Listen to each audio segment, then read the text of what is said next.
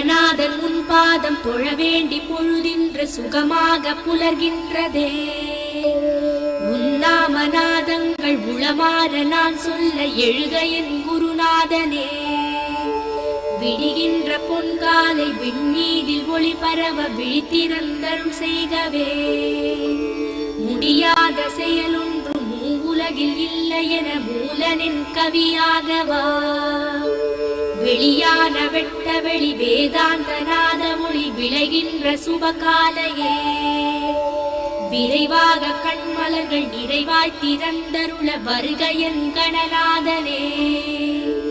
எழிலான உன்மேனி தன இங்கு நீராட்ட கங்கையும் துங்கை நதியும் அழகான காவிரியும் பல தீர்த்த நதி நீரும் நின்றதும் பொன் சன்னதி.